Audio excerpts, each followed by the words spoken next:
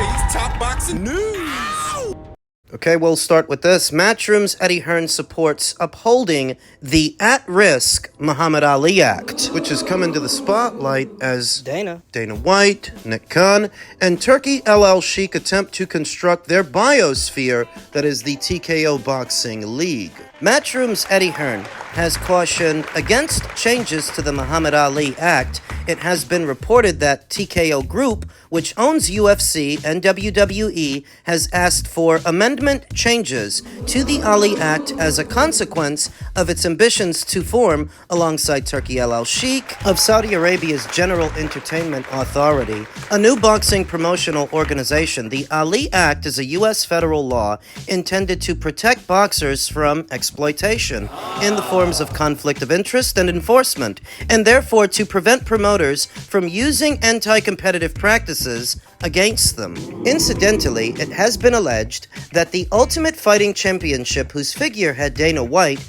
is working with TKO and LL Sheik in boxing, has exploited its fighters. The UFC recently settled a $375 million antitrust lawsuit filed by fighters alleging that it was an illegal monopoly that used anti-competitive business practices. Hearn has previously worked with LL Sheik and the GEA, and having become an increasingly significant figure in the United States fight market, he told Boxing Scene, "What I will say is the act is there to protect the fighters, and I don't think it'll go down very well with the fighters if it's changed. To be honest, the level of fighter that I think TKO is going to be trying to recruit, people will be keen to sign up. The bigger name fighters and representatives, it's going to raise some eyebrows because that act is designed to protect fighters and to make sure they're treated correctly." Asked if he was therefore supportive of the act in its existing form, Hearn then responded, "Yeah." Understanding what the Muhammad Ali Act is and what it's for, it prevents a single individual from acting as both a manager and a promoter, as doing both would give them too much hegemonical control over the fighters, and decisions made on the fighters' behalf may not be in the fighters' best interests, where TKO seeks to amend this to keep everything in-house, TKO being the promotion and the managers of the fighters working for TKO. You can see what the conflict of interest would be. What TKO aspires to do is carve out their own lane without any outside involvement, interference, where they can then set their own rates for what a prospect should make, a contender, and a TKO League champion. And we've seen a ballpark figure of what those numbers are going to look like. Being honest with you, if those numbers check out, it's not bad. The issue in the back of people's minds is if you actually amend the Muhammad Ali Act to allow TKO to do this, if you open that door, it may be hard to close. So these are just my thoughts. Muhammad Ali Act and all, staying intact. For ages now, the people within boxing have found ways around it. That if the biggest issue is the powers that be working in their own best interests instead of the fighters, I hate to break the news to you, but they've already been doing that without any changes to the Ali Act. So one of the more brazen examples is Al Haymon and his PBC. Well, they say that the PBC is not a promotional outfit and Al Haymon is not a promoter, but he seems to work very much like one, brokering deals with networks the same way a Top Rank would, the same way a Matchroom would, just without the titles. And Al Haymon could never be bothered to answer for any of this because he doesn't make public appearances. He's known as a recluse. Nobody can ask him questions about it, but he's been getting away with it for years, in front of everybody. He's not the only one. Samson Lukowicz, who is sometimes referred to as David Benavidez's promoter, in all actuality, seems to be more like a manager, because in terms of promotion, he's not even the one that promotes David. The PBC does that. And the money to promote David's fights, to make them happen, it doesn't come from Samson. It comes from the PBC and whoever they have a deal with. So before you go worrying about any changes being made to the Muhammad Ali Act and what effect that would have on the boxing landscape, people have already been finding ways around it for years now. When Adam Kovnowski and Luis Ortiz rejected a multi-million-dollar offer to box Anthony Joshua back when he was a unified champion to stay on their own side of the street for peanuts on the dollar. Adam rejected a fight with Anthony Joshua to end up fighting Chris Arreola, on FS1, and I don't think he made fighting Chris what he could have made boxing Anthony, Luis Ortiz. Yeah, his team negotiated his ass out of a multi-million-dollar payday to end up fighting Wilder again for peanuts on the dollar. In more recent years, Rolly Romero rejected a main event slot against Ryan Garcia to box Isaac Cruz on an undercard, and I don't think he made fighting Isaac what he could have made with Ryan had he accepted. The point that I'm making is the Muhammad Ali Act, even without any amendments to accommodate TKO, was never foolproof. So don't go clutching at your pearls now. The people have been finding ways around it for years, right in front of the boxing community at large, and the boxing community couldn't be bothered to address it, so that if Dana White and Turki El Sheikh want to make amendments for their TKO boxing league, I take no issue. I see no problem. If somebody's got one with how TKO is doing things, then simply don't sign to TKO, because the TKO boxing league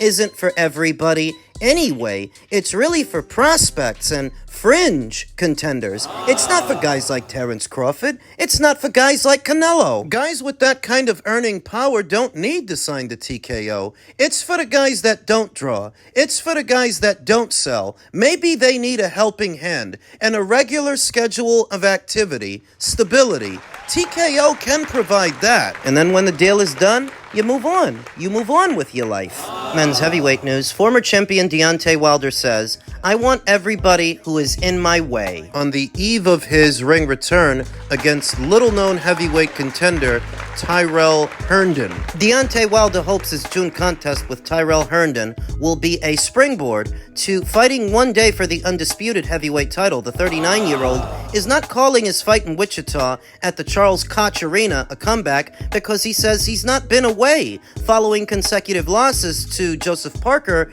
and Zile Chang. They think when someone has left the ring for a significant amount of time, and then when they return, they feel like it's a comeback, Wilder told Boxing Scene. But it's never a comeback, it's always just returning from the ring. You leave the ring and you return to it. By the time Wilder does fight Herndon, who's from San Antonio, Texas, Wilder will have been out for a year. A former longtime WBC champion who still wants the chance to fight for all four belts. If he hasn't yet, it's his own fault. His last opportunity to fight for Undisputed was when DAZN offered him $100 million for what was a two-fight transatlantic deal to box Anthony Joshua in both the United Kingdom and the United States, and Wilder quite famously rejected it, pursuing another fight with Tyson Fury, and we all know how that went. He's a prime example of what we just talked about in our previous segment. How sometimes the advice that a fighter gets and what decisions are made on a fighter's behalf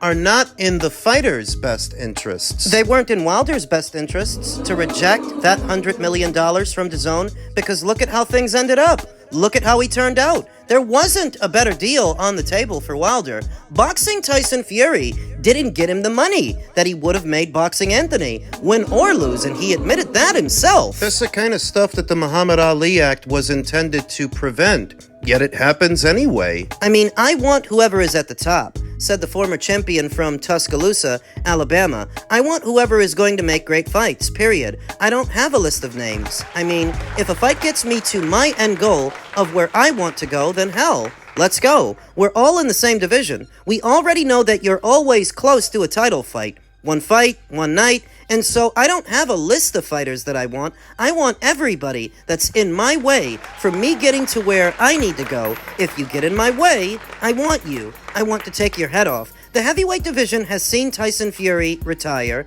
Anthony Joshua rest after being injured in his fight with Daniel Dubois last September, and Alexander Usyk, who meets Dubois this summer, reigning supreme. How far is Deontay Wilder from fights with the likes of Alexander Usyk, Daniel Dubois? Pretty far, I'd say. If you're on Black Prime fighting a Tyrell Herndon, it's been close to 3 years since Deontay Wilder actually won a fight. The fight with Robert Helenius, given his recent run of form, it's not looking encouraging. If the end goal is to fight for Undisputed, most people would agree he's not going to make it there. Does Wilder believe Usyk is the best of the current crop? I mean, that's who's got the belts, Wilder said. So, you know, whether you want to agree or not, for years, Wilder and Joshua talked about fighting, but it never happened. Is there unfinished business? I mean, we all know, Wilder stated. Then, somewhat cryptically of the Joshua fight never happening, which it likely would have had Joshua not lost his first fight to Andy Ruiz. Declan Warrington wrote this article, and it seems he chose to leave certain things out. That before Anthony landed on Andy Ruiz, they approached Wilder. It doesn't become about Andy until after Jarrell drops out, and it didn't become about Jarrell until Wilder rejected an offer from Matchroom. $15 million guarantee, 40% of the pay-per-views upside, to box Anthony Joshua not once, but twice, in both the United Kingdom and the United States. Wilder rejected that offer, which set those events in motion. And this was all before DAZN stepped in with that $100 million. You see, every time you tell this story, no matter what was offered to Wilder, it ends the same way. It ends with Deontay Wilder not holding up his end of the bargain, so that if now at 39 years old, he wants to go on another undisputed run, Usyk says he's only got about 2 fights left in him, and one of them is the Daniel Dubois fight. If he wins and becomes undisputed for a second time, that only leaves him with one more fight before he hangs the gloves up. And I don't think it'll be against Wilder. In a scenario where Usyk retires an undisputed champion, the belts then get redistributed, and Wilder would theoretically have to collect them, one by one, from an entirely new crop of champions. And with him being 39 years old, doesn't make it likely that he succeeds. That's if Usyk retires undisputed champion.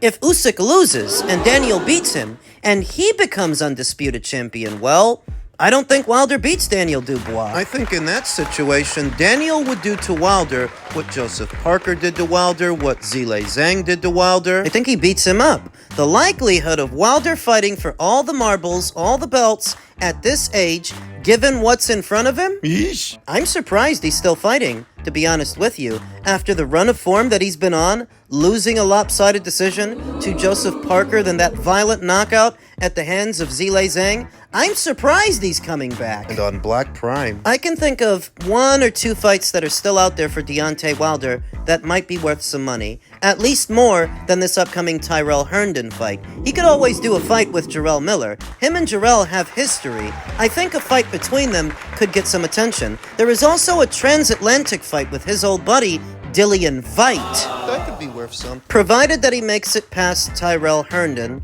and he might, there are still 1 or 2 fights out there that he can have that would make him some coin. But as far as world title honors, I just don't see it. Could he do a fight with Anthony Joshua? Even though it wouldn't be for all the marbles, and even though it's not now what it could have been years ago, it's there. But even Anthony only has a few fights left in him. His career is winding down. The previous cycle of heavyweights are on their way out. As Deontay Wilder lingers, and those who would have supported him years ago are not as enthusiastic, are not as excitable whenever Wilder's name is brought up, to where you wonder, what's he still hanging around for? Well, he says he wants to shoot for undisputed. Okay then, good luck.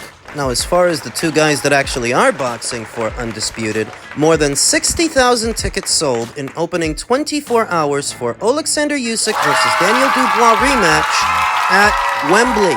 Yet another big fight landing across the pond. The growing popularity of IBF heavyweight champion Daniel Dubois and the significant stature of the brand of Alexander Usyk in the UK marketplace means that within 24 hours, more than 60,000 tickets have been sold for their rematch. Dubois, the IBF champion, and Usyk, who holds the WBA, WBC, and WBO belts, last boxed in Poland in August of 2023, and on July 25th, they will fight again in London. The rematch was formally announced earlier in the week, and the fighters squared up on Monday on the turf of the National Soccer pitch, before tickets went on sale a couple of days later, with sources today confirming to Boxing Scene that they are moving quickly. Dubois' last fight was at Wembley, when he took out Anthony Joshua in 5 rounds, having dropped his compatriot 4 times on his way to a resounding stoppage win last September. Usyk is well known to the British fight fans.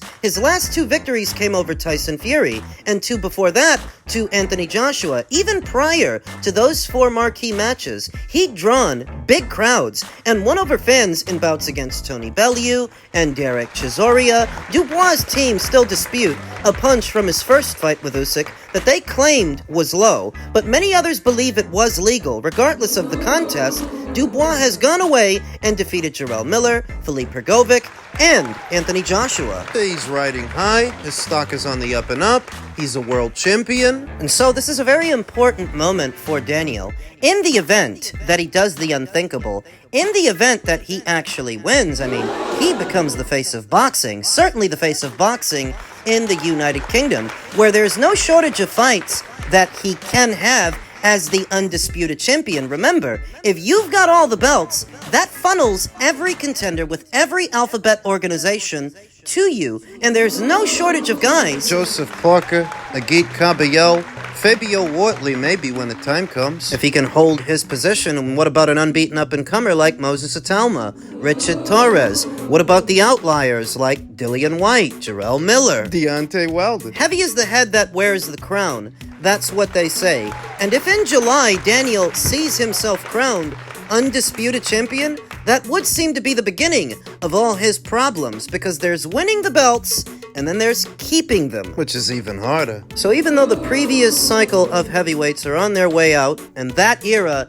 is coming to a close, there's going to be no shortage of heavyweight action in the coming era, especially if Daniel ends up beating Usyk. I don't think he's going to. Yeah, my official prediction is that Usyk is going to beat him again. But say I'm wrong, and I've been wrong before. If Daniel ends up with all those belts, Daniel ends up with all those problems. There's been a lot of talk about this new and improved Daniel Dubois, seemingly more outspoken and more confident. But what effect does confidence have on a bulldozer, on a bruiser? How does that make him better? So he might commit to his power shots a bit more now that he's more confident, and try for more power shots now because he's so confident. But in terms of X's and O's, he really hasn't changed. The same defensive deficiencies he had before, he still has them now. Same methodology from one fight to the next. I don't see a dramatically different fighter. I just see a guy who's feeling himself, a guy who's riding high,